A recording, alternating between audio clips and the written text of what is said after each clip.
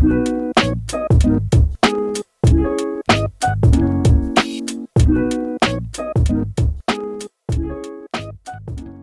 everyone, welcome to Type Talks. Today we have Phil Buckley, and he wrote the book Change with Confidence that I have over here. And he has a new book called Change on the Run and a podcast. Yeah, and Phil, would you like to tell us a bit about you? Thank you. And thank you, Joyce. Thanks so much for having me on your show. And hi, everybody. Yes, I guess for the last 25 years of my life, I've dedicated it to helping people work through change, and both personally and professionally. And it all started out when I was kind of going through a lot of change at my work and struggled through it. And I find that, when you can empathize with people because you've gone through things as well, you can really help them out. And so I'll take you way back. And I started my career at the Business Development Bank, which is a Crown corporation to support small and medium-sized businesses. So basically, someone who started their business and is looking for skill building or counseling or help so that they can be the best that they could be. And that really kicked off sort of a passion that I had to say, how do you help people accomplish their goals or the vision that they have in life? And then it led from there to working at the Cadbury organization, which was absolutely outstanding for 16 years. And I started in Canada and then went to the US and then went to England. And at the end, I was actually managing global change management for the organization when Kraft actually purchased the company and then did a merger of them there. And through all those years, though, and regardless of what country I was in or who I was helping, change is tough for everyone, as we know. But change management is all about finding out where people are now, what they think about, what their mindsets are, how they behave, and what they do, and then figuring out where they need to get to achieve the goals that they've set. And it's not uncommon to ourselves when we have our personal missions or we've got our goals for the year or we have our aspirations. Where are you now? Where do you want to go? And what do you have to change to get there?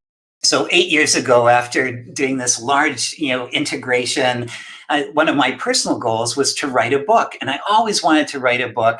And it seemed like an appropriate time there, taking on this massive change. And so I left the company, and for a year, I wrote Change with Confidence, as you mentioned. And what I was fascinated with is that when leaders would be faced with change or their teams, typically there's so many unknowns when you're trying to do something new that the skills that they had honed for years and years and years really didn't help them much when they were trying to go into new territory. So if they're the head of marketing, or maybe they're head of the HR or their teams, all that support and all those skill building kind of went out the window because they're faced with totally new things.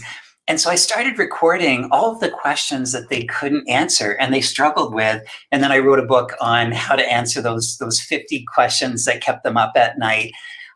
And from there, actually, I started consulting with organizations and helping people with change. And then I wrote my last book, which is called Change on the Run, because I found so many things had changed in life that, people really don't have a lot of time to read books these days. And I don't know, have you found, Joyce, but most of the people I talk to, they're running around, they're doing school at night, they've got their job, they're managing things at home. With the pandemic, everything has changed and made things so much more complicated. So when I started thinking about writing a book, I thought, you know what? People really don't have time to read books now. They're on the fly. They're on the run. So how do I help them be their best during change when they have no time to read a book? And that's what I'd love to talk to you about today.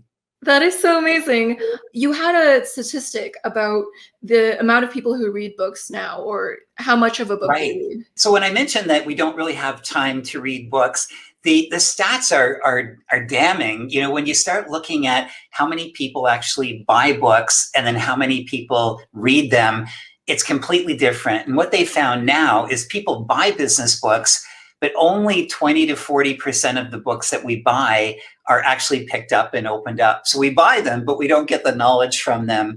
And another stat is with the e-reading is they've been able to track, and even though you open the book, almost everyone doesn't get past half of the book. So I started thinking to myself, well, what can I do to provide people support when they're going through change and they're really sort of stressed out, when they're buying books but they're not reading them? And then there's another stat by a consultant called Josh Bersin, one of the HR top consultants, and he estimated that we spend 25 minutes a week on our personal development.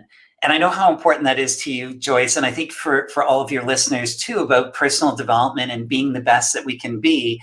But when we only have 25 minutes a week, that's not a lot of time to kind of sort of raise the bar and do new things and have new skills. So what I realized, Joyce, is that people, when they're trying to manage change right now, they don't have a lot of time. They need to react quite quickly. But typically they don't have the background that they can recognize a certain situation and know what to do fast. So I realized that most people, like I've been in the past, are really trying to survive change in their world because they have so many things going on. So my mission and mandate was to give them some tips and give them some help when they're faced with a new circumstance about how they can manage it quickly so that they can move on to the next one. So what I did is I started asking people about their environment that we've talked about too, where, could you tell me about what you're going through at work and how are things going? And especially over the last year, how are things when you're working at home and, you've got family members there and, you're taking on new ways of working. And what invariably people said is that this was their environment. It was fast paced. There were so many different changes happening at the same time. They were busy. They weren't necessarily productive all the time, but they were going from one Zoom meeting after the next, sort of ramping up action items, but not really having a lot of time to manage them. And the thing is that even though that they were trying to work through things, they couldn't pause to learn. So they were always reacting to what they were faced with. And what I found is that when you're caught in that environment, you're caught into that fight, flight, or freeze sort of situation where you're panicked and you're just trying to get through and survive something. And when that happens, you're definitely not at your best. You're not thinking with your part of your brain that is helping you be irrational. You're totally emotional. You're reacting. And again, you can do things that can only make things worse or actually give you more change challenges down the road. So I thought, okay, if this is the person I'm trying to help, what can I give them that they can look at really, really quickly so they can manage that change challenge? So what are the change hacks I can give them so that they can zoom on and manage the other things on their to-do list? So what I decided to do is I decided to use the 80-20 principle and apply it to change management. So if you're working or you're not for profit and you're trying to manage through something, what is the one thing that you could do that will give you 80% of the results that you need? So get you through the situation in 20% of the time because you've got no time whatsoever, so that you can move on and go forward. And what I realized is that there's really no perfect now. There's no perfect in change. We're all experimenting, trying to do things to get through and achieve our goals. But to try and do something perfectly is you're actually caught in inaction and you're not moving forward. So I started testing this principle with people and different elements of change. And I started thinking, well, what are the benefits for that person that's time strapped and they're just trying to get through? And the 4 that I came up with, and the more I started thinking about this, the more excited I started getting. The first one is it really prioritizes your efforts. And a lot of people going through change, what I found is when they were caught with something they didn't know what to do, they try everything. I'll do a little bit of this, a little bit of that, a little bit of that, almost like they're hedging their bets. And if I try everything and throw it against the wall, then something will stick and I'll get through it. Unfortunately, you're minimizing your impact because you're doing a little bit on everything, which is scattering your thinking and scattering your results. Also, typically, we don't have a lot of resources to use. So if I do one thing, I just have to focus on that and I'll be able to do one thing, but I probably won't be able to do 3. The third one, and this is probably, Joyce, one of the biggest things I've learned over the last 25 years working on change, is speed matters. When you get something that's going on and you have to react to it, you can't go and say, let me think about this and I'll get back to you in a week and let you know what I think.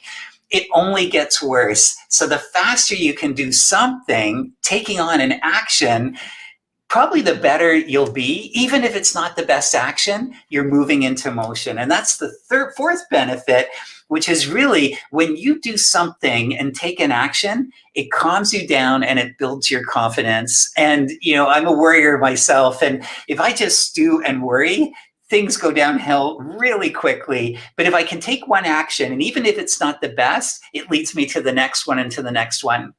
So I was set. It was the 80-20 rule to try and help people to manage change.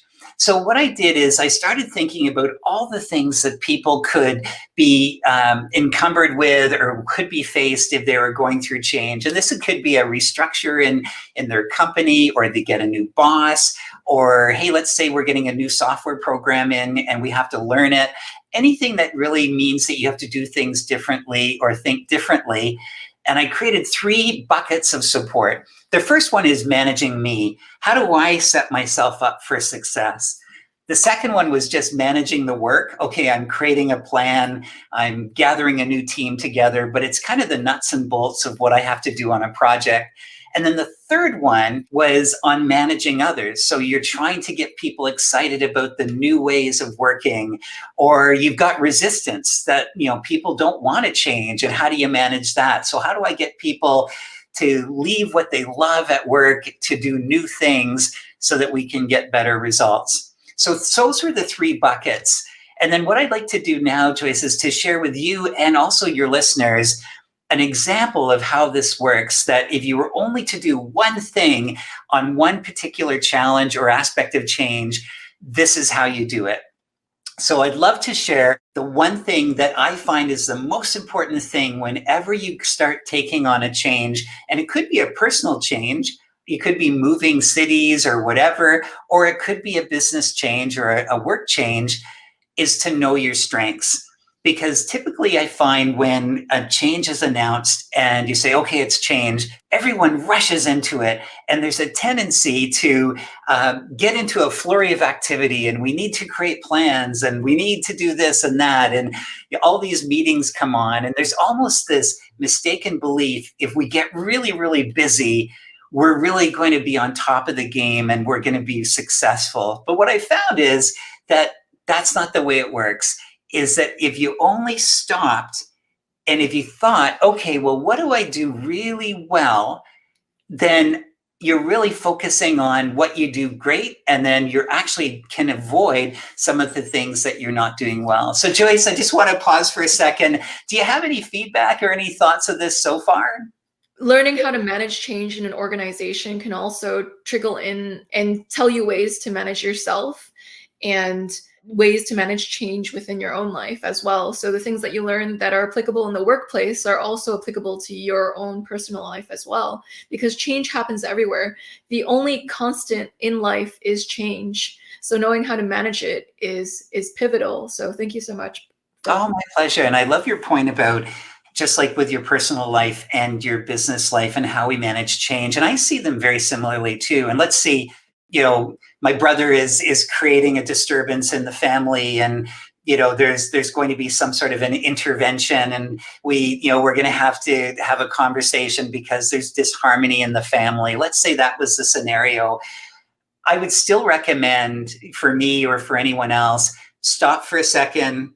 Think about what you do really well, what you can do in aligning your family and your brother to go forward. But what I would have typically done when I was 13 is I would have jumped in and started yelling, and it would have only gotten worse. So this is good for our personal lives as well as for our work lives too. So, okay, so what do you do? So the 80-20 rule in change, and what I'd suggest is that you think about what's the one thing that I can do that will allow me to know my strengths, so that I can lean on them and do really well. So what I do and what I coach people as they're going through change at work is I ask them this question. I'd like you to identify what change-related skills that you have that you can lean on now that you're going into this new merger, or now that the two companies are coming together, and now we're going to have to create a new culture with the two. Stop for a second and let me know what the best change related skills are. And they're not necessarily general skills, but in regard to things changing, what do you do best? And there's three things that I find that works really well that will help someone quickly identify their skills. And the three things are, first off is I'd say, recall in some past changes that you had at work, or maybe it was at a community event or whatever, a charity that you support. What are the things that you did really well? What are the things that people said, oh, wow, you did that great? It could have been you're a planner, so that you're a project manager and you love doing that stuff. So you jumped in and you started creating a plan. It could be your relationship skills, and that you had people align on a common purpose because you've just got this ability to find commonalities between different points of view. But if you look back on what you've done before, you start realizing, hey, there's certain things I do really well in change. Second one, go back if you've ever had past, performance reviews, and who's ever gone back and looked at a performance review after you had it done at work? I always do. And when I led HR at Cadbury, I'd always look at past performance reviews of other people, because it would show a pattern of what was acknowledged that you did really well. And the last one is really, feedback, asking people that you work with and asking two questions. What do I do really well when I'm in a change environment? And what are some watch outs that I should be aware of when I go forward? So when you have all that together, you almost get a profile of, when I'm going through change, these are the strengths that I need to lean on. So that's what I recommend. And what I started to do is I started to do some research about strengths and what that would work. And what I realized is I started creating this fact base that I'd call knowledge bites. And really the big idea is, when you're going through change, if you focus on what you're good at, then you're going to be so much better and so much more confident than if you didn't do it. I always am a big believer of quotes for learning, and definitely Caster Semenya is wonderful in saying that she only focuses on what she does great. And this is a lovely stat I love, that, when from the Gallup organization, that when we're focusing on our strengths and being able to exercise them in what we do, not only do we perform better, but we're more satisfied and have a happier life as well. So how does that sound to you, Joyce? That is such a good piece of advice. Yeah. It seems like speed is key. You mentioned a lot about shortening your response time, and this quote talks about having speed. So it seems like just putting yourself in motion is one of the most important things. Momentum is so important. Absolutely. Momentum is key. And I think if we know that, if we can understand our strengths really, really quickly, and then we can move into action and focus on what we're great at. So I created this tool that I find and what happens if you're in a jam and you have to do it even more, quickly and consolidate it. What have I observed about myself that I think I do well? Essentially, what does managers think I do well? And if you didn't have time to go back and look at your performance reviews, or you burned them up or you deleted them, I'd ask my manager, what do I do really well during change? And she or he would definitely have an answer. And then also the people you work with. And I find that if you have great relationships with the people that you work with, they care for you and they want you to do well. So they'll give you honest feedback. They won't just tell you the nice stuff, but they'll also talk about what the watch outs are, because they want you to do well. So that would be the one thing that I would offer to anyone who's starting a change. What are your strengths? Follow this process, do it quickly, go into action. And if you can expand the concept, this is one example, but if you can expand the concept pool, what could you do? What would be different other topics that you could do through change that you could take the 80-20 rule to? And just a couple, just for your interest, is maybe managing myself is, I have a million things to do. I'm doing my day job and I've got a change role. How do I prioritize and manage my time? You can use 80-20 for that. What happens when I do face the unknown? How do I face it? And then also, what happens when something goes wrong? What's the one thing I can do to make sure it works well?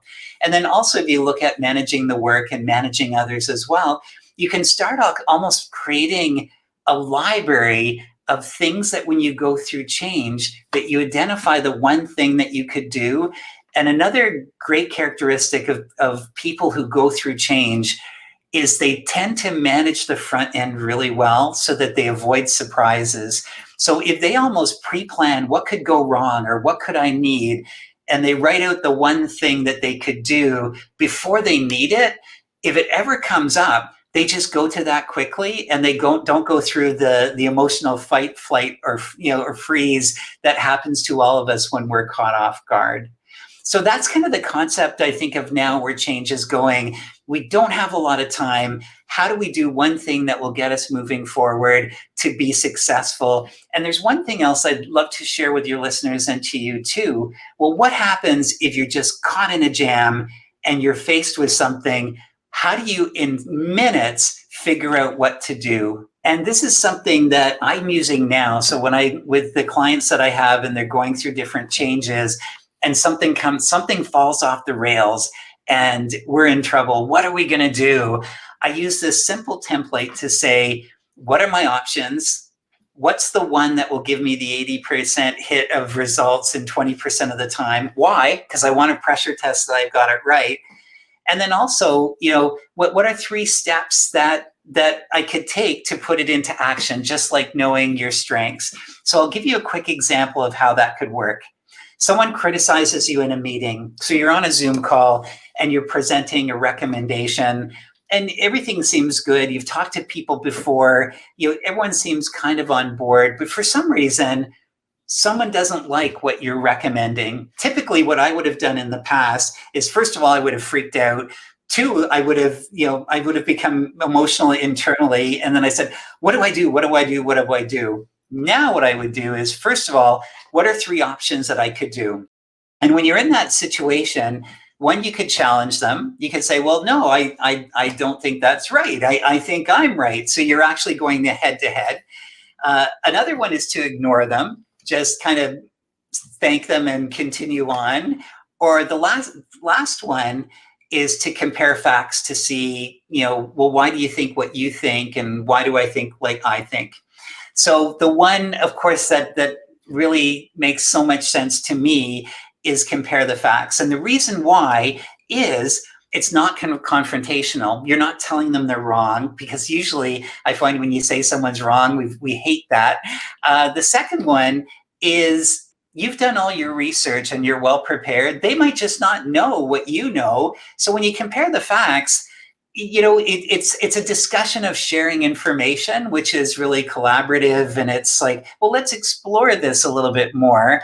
And the third one that I figured out, and has happened to me a lot, they know something I don't know, and they're right. And in that case, I'm going to welcome it and say, thanks, let's go with your idea. So the 3 steps I would do is, 1, in a curious tone, so I'm not being defensive. Oh, that's really interesting. Sort of, how could, what brought you to that conclusion? Or what evidence do you have that supports that? So you're kind of getting into a conversation, listening intently, because the worst thing that people find, especially on Zoom calls, if they don't think they're being heard, and then comparing the 2 and then making the decision there. So I find when I go through a simple template like that really, really quickly, before I go into a meeting now, I'm completely armed for anything that could happen. They could love my recommendation, they could not like it. But what is a guarantee now is that we're going to have a conversation that leads to the best result. I'm not going to let my emotions get in the way and really diminish me from being the best that I can be. I'm going to actually take the high road and work together collaboratively to move forward. Joyce, what do you think? Amazing use of the 80-20 rule. Yeah, the 80% of results are in 20% of the time. Yeah, so if you just take the time to figure out what is that 80%, you'll get the most bang for your buck. Yeah. Exactly. So that's what I'd love to share. And what I found now is for people that are sort of thinking in the 80-20, they're creating their own book on things that when they're going through certain situations, they're writing them down. So the next time that they go through it, they actually have the benefit of what their 80-20 would be. And that's really building the best change capability and also taking it back to the personal lens as well. If anything comes up, what's the one thing I can do that will get me the best results in the shortest amount of time? And if I'm off a bit, I'll learn, and then also I'll course correct. But I'm definitely going to be better off than not doing anything or getting really frustrated and emotional and winging it, which I don't think ever works well, or at least from my perspective.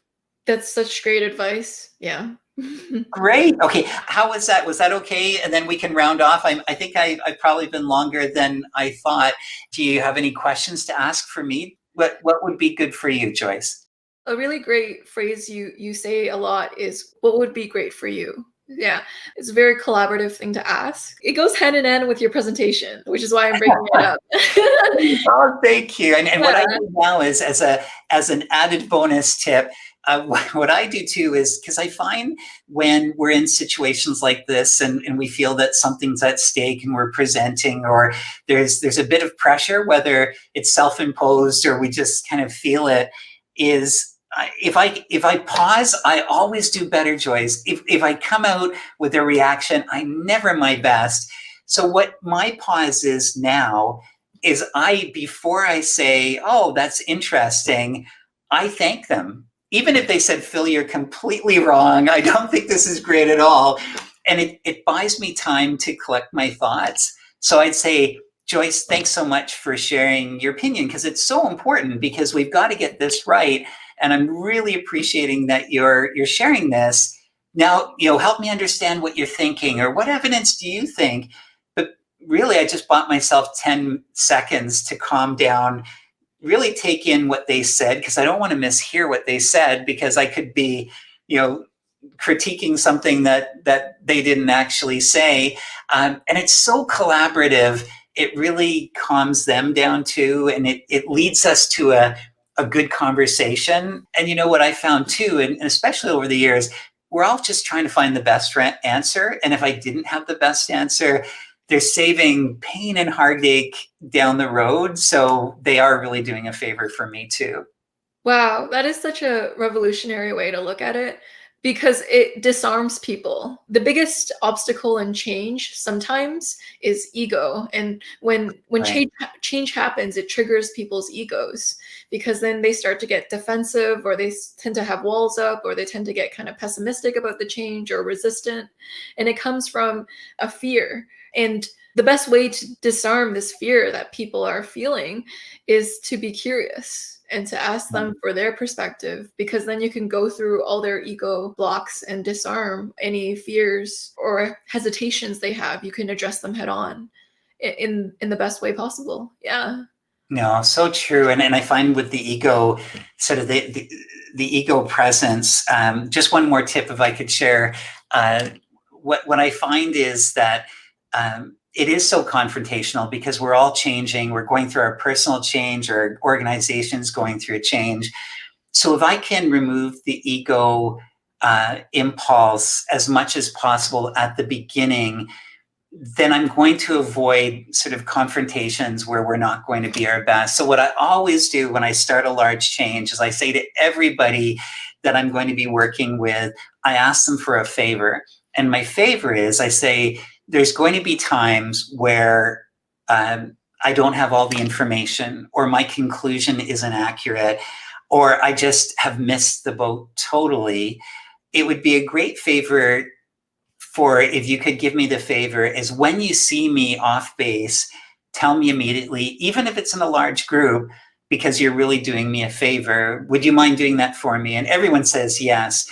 But why I say it is that I want them to speak the truth from them. But if they believe it's going to be helping me, which it does, they're not going to be going into I'm in for a fight and I'm getting ready to tackle someone. They're doing it out of positioning that they're helping me out. And it's a completely different conversation. It really is. You can even see it on people's faces. And then you've kind of created your own way of working where you can do the same to them because they realize how important it is. You're really great at reframing the way that people have conversations. So it's almost like being able to tackle change effectively is being able to communicate more effectively as well. These are really great communication hacks. Like if you Oh, want thank you. to resolve any tension, these are ways on how you can communicate your side without triggering the other side. So often when we have discussions with people, we're accidentally triggering them, and it's causing them to put up their armor or their weapons or to be defensive. But the way that you're teaching us how to communicate is you're teaching us how to present our points and also have the other person present the strongest points from their side. And so when you have the strongest points from both sides, you're able to have the best outcome. And so often that's it's so simple but so hard for people to do, but you're able to give us the outline on how to do it step by step that makes it way more easy. Yeah. Oh, thanks, Joyce. And you're so great to speak with, because so many ideas come up. And what I find for change, if you have a team wherever you work, and you want to do well, and you want people to be authentic and feel like it's a safe place, what I call it is a race to make the first mistake. And so if I have a new team and we're going through change, I really have to mess up a little bit so that people know that it's okay to mess up. And if I don't, then there's always that kind of fear, well, I can't mess up, and maybe I just won't take as many risks, and maybe I won't try something new because I don't want to mess up. But if I can mess up, which isn't hard, but if I can mess up first and we talk about it and what we learned, and gee, now I know it, it's almost paving a road to kind of a harmony of a team, because they know it's okay and it's only natural that we mess up because Phil messed up first, and nothing went wrong and we learned from it as a team. And then you start seeing people doing the same and being treated the same way. And that's the best learning environment I think we could ever be, where we just do our best, test and learn, be agile, and learn. And it's okay. It's not a personal slight when we're not perfect, which we can't be anyway. The race to make the first mistake is such a poignant idea, because it gives when you give people permission to fail, you give them permission to learn. It's the same thing. If people don't feel like they have permission to fail, then they feel like they don't have permission to learn too. They come together. They're a package deal. Yeah. That's beautiful. That's so well said. Absolutely. And I think then for us, I think as we're listening now, and when we're thinking about change at our work or in our community or in our family, it's almost, how do we create the safe environment where we can be our best? And I think if we can do that, we're going to be so much further ahead, and we're going to build our skills so that we just keep getting better and better. And then we have the winning sense of people working together with a common cause that gets me so excited in my life. And then I think, I think it comes back to when I found with change, and you're trying to manage organizations and whatever, it always comes down to the people who are being asked to change and what they say to their loved ones at home. And it could be their mom or their partner or their brother or whomever, their roommate. And it's around the kitchen table at the end of the day, whatever they say about what they're going through, that's the reality of change in their company. And if you can try and shape that, because you've created an environment where they're growing, they feel like they're doing meaningful work, they're learning, they're getting an opportunity to kind of stretch and expand themselves, and they feel alive, then everyone's going to be successful. And I think that's what change management is about. That's what trying to be our best is about. And you can only just keep better over time, because you never reach the destination. You're just turning another corner to try and explore what else that you can learn. That is so true.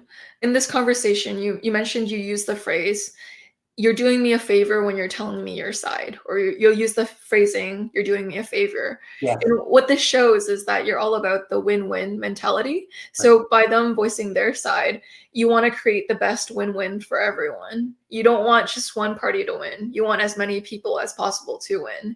Yeah. And I think people, they get triggered in their ego because they get afraid that you winning means that they're going to lose in some way, on some primal level, because they're used to that. A lot of the world is a win-lose or a lose-lose, and they're used to having those situations happen to them. Everyone has.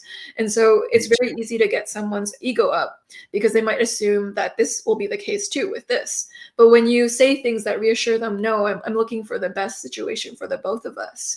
I'm looking to share knowledge. I'm looking to become my best self with other people, and I want to benefit others. It kind of gets their guards down because then they realize that you're fighting for their best interests. Yeah. Yes, so true. And one thing I found though too is that if you don't know the people, you almost have to, you can say it and they'll go, hey, that's good in their mind, but you have to prove it. And so it's just like the example you gave where I was saying, hey, thank you if you could bring this up. But when that happens, you have to do what you said that you do. And afterwards, you have to go up to them and say, thank you so much. That, our words are only half the way there, and it's our actions. And I think these days, when there is a lot of fear in change, people have to see you delivering on what you promise that you do before they believe you. They'll suspend their disbelief. So they'll get to the point of going, okay, I'll give you the benefit of the doubt, but I'm watching, which I'm okay because I'm going to be authentic and do it. But if I didn't, it would make me two-faced, it would make me insincere, and they would never trust me again. And I think it's one thing to say it, which really creates the, hey, this could be really different. But it's another thing. My 80-20 rule would be demonstrate it exactly the same that you wanted it to be. Or if you don't, people won't come all the way on the journey with you. Yeah. So to get buy-in, sometimes you also have to show a bit of results too. You do. Yeah. Because people have been burnt, unfortunately, and I think trust is learned, and trust is really you say what you finish what you start, you say what you do. Your actions equal your words at the beginning. But then when you can do that, then I think people are all in, and that's when the magic really happens. About, well, what can we accomplish? And that's my most exciting moment on changes, or even in life, when you get together and you're going to do something magical, and you stretch your skills to the maximum to be the best that you can be. So I call it this burnt before syndrome. Sometimes people have been burnt before, so they're wary with trusting people now. But if you're able to, over time, build that trust, put more trust into the jar of trust, right, then they're able to open up to you. It's kind of like I don't know if this is the best comparison, but it's like a feral animal when you first get a cat that has been mistreated before. And it's like, it doesn't let you pet it, and it takes a while for it to warm up to you. But after the cat they felt like they trust you now. Now they allow you to pet them, and they allow you to feed them. So getting trust from people is kind of like that as well. I agree. It's a great example, and that, through that demonstrated consistent behavior, they come up to you and, they're not ready to attack. And no, that's a beautiful analogy. And I think that we're like that too. We might be a little bit more polite about it, but that's still our feeling. You're not going to burn me until you realize, hey, that's not the situation that I'm under here. I can trust this person wholeheartedly. That is beautiful. Yeah. Through consistency, we earn people's trust. Right.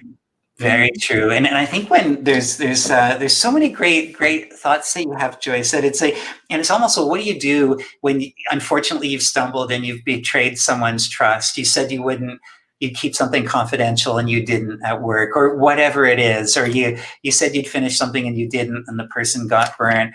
I think there's only one way to ever have the possibility to re-earn their trust.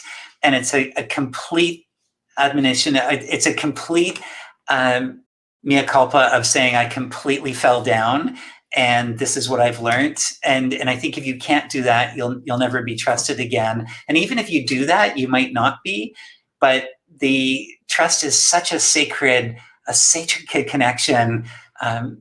When you mess with it a bit, we're all human, but it's so hard to rebuild back up. But it is possible, I think. Trust can be equated to a plate. So when you drop a plate, it'll break into pieces and then you'll put it together again. Yeah. And then trust will be rebuilt. But if you drop the plate again, it'll break into even smaller pieces and it'll be even harder to put the plate back together. And so trust, it takes a long time to earn sometimes, Yes. but it's so easy to break within seconds, within minutes, you can break it. Yeah. No, so true, and that's why I think we're our reputations at work, we're our reputations in our personal lives too, and I think it's that integrity that's required to do well in change, but also just to be a good person too. To be a good person. That is a good way to earn people's trust. Generally be a good person. That's all we have to do, Joyce, and we'll be fine. It's true.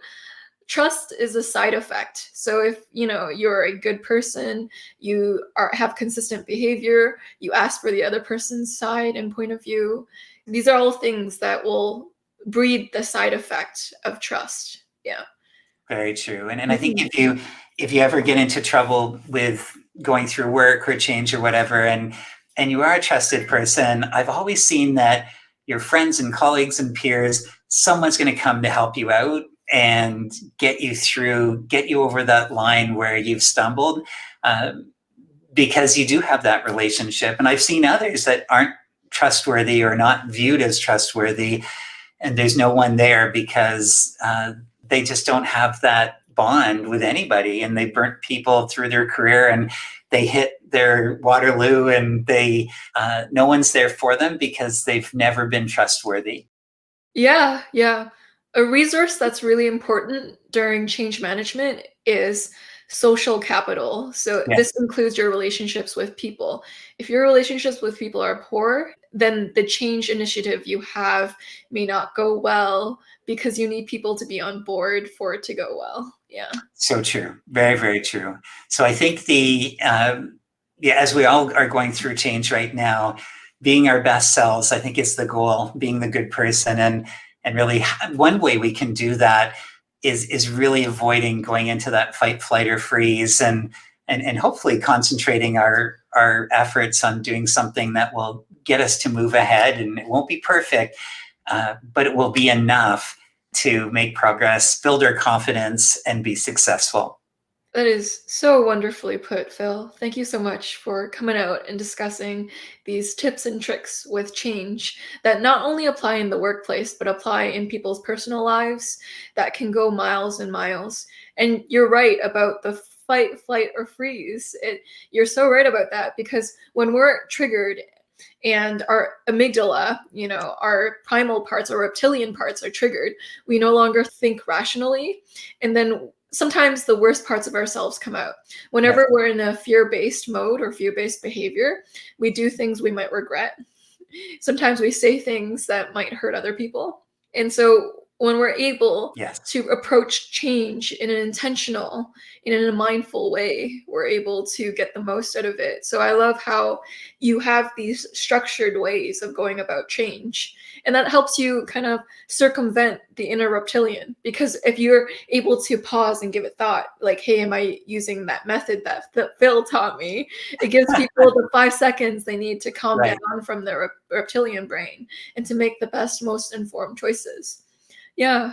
Well, thank you. And I think whenever you pause, it always externally gives you the impression that you're considering, so which is a sign of respect and mental processing too. Even though if you're trying to put your lizard brain away, it comes across that you're really just trying to fathom what is being said, which is a sign of respect too. It is. Yeah. And people at their core, they just want to know that you're considering them, that you're giving them thought. Yeah. It's a very simple thing, but it has many big ramifications. For example, There are studies that show that the doctors who get sued are not the doctors who have the worst skill. It's the doctors who have the worst people skill. So, yeah. Your points are so fascinating. That's a great one. Yeah. People who sue doctors are people who felt like they weren't heard by their doctors when they were saying things. So that doctor may have been very skillful, but if they're arrogant and they're not listening to other people, people feel that. It's almost like when you're a kid and you notice that your parents aren't really like listening to you. That's how people, like, they have an intrinsic instinct when people aren't paying attention to them. And so when people don't feel listened to, a lot of negative ripple effects happen, like getting sued. It's a form of acting up, like when we were 5 and acting up to get attention. You get a lawsuit or other things that are happening. And no, very, very true. And I think you raised such a great point that if we don't feel respected, we don't respect others. And there's always a consequence that doesn't align with what we're trying to accomplish or building good relationships to be successful. That is so true. Yeah. When people don't feel respected, they won't respect you. It's almost like a cry to feel respected. It's almost like they feel like the situation's unfair. So to even it out, it's an eye for an eye. Yeah. Whereas it's interesting because, like, for the doctors who actually don't have the skill, but they listen to you and you felt like you were listened to, you won't sue them, even though they could have actually prevented you from getting like your cancer to the last stage. Like, they won't get sued because people, when they feel heard, they just calm down and they're in their zen. They don't try to attack you. So when people go on, the lesson that this teaches us is when people go on a defensive mode, it's because they fundamentally feel like you're not respecting them on some level. Right. Their truth isn't being listened to. Yeah, their truth is being ignored. And Right. So to demonstrate that through behavior, they're going to kind of retaliate. But whenever a person has an objection to you or your change or to whatever you're trying to bring up, there's always something deeper. It's some sort of emotional need is not being met. Yeah. So whenever someone is acting out, they're kind of pushing back against you. It's good to get curious. What emotional need are they trying to communicate that is unmet that they're trying to show you? Yeah. So true. And how I'd phrase it is, what are they afraid of? Because I think fear is the base of any form of resistance. And is it the fear that they won't have the skills in the new world? Is it that they'll lose something that they have pride in and now it will be forgotten? What's their fear? Because I think if we can isolate what the fear is, and if we can address it, and maybe it is a fear, but if we can mitigate some of the changes that will happen, or maybe it's not going to happen, but if we don't know the fear, we can't move on. They'll still act up and they'll still block whether you know it or not, and you're not going to be successful. Yeah, you have to find the root of that fear, or else it's a band-aid solution. Yeah. Very, very. And the opposite to fear is love. And a lot of the techniques that you teach, Phil, are also basic practices on how to love a person. So it's like beautiful. You listen to their side, you make sure that they're heard, that you're giving them the best of their own argument. So you're trying to fight for them. Yeah. So that's a form of love. Yeah. It's almost like heard it that way. That's beautiful, Joyce. That's great. Yeah. So thank you, Phil, for teaching us the best practices on how to love other people in the world better. And this, as a side effect, creates great, amazing change. So well said. Thank you so much for having me on your show. I'm a big fan, and I so appreciate you giving me the opportunity to chat and to chat with your many listeners as well. Thank you. Change is so applicable not only in the workplace, which so many people silo it to, but it's everywhere.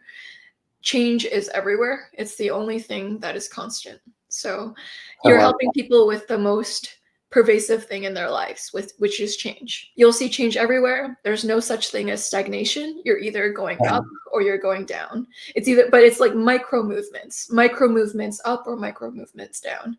Yeah, they're either improvements, slight improvements, or slight denigration. It's so great, though. That's such a great point. Absolutely. Yeah. So you're teaching people how to deal with one of the most fundamental things in their lives that is in everyone's lives. Yeah. Oh, thank you, Joyce. It's fascinating because I think we all learn when we try and help others too. And my hope is that the micro movements up is going in that direction, and it just continues because there's no perfect, but there's definitely trying to be our best in every situation we find ourselves in. Yeah. I sometimes see the trying as perfect in itself. Yeah, I do The too. intention's perfect. Yeah. Thank Because you we're so much, Joyce. This has been wonderful. I've had such a great time. Thank you. Yeah, this is lovely. Thank you so much for coming out. Thank you everyone for listening. I hope this changed up your day in the most positive way possible. Bye everyone. Bye, everyone.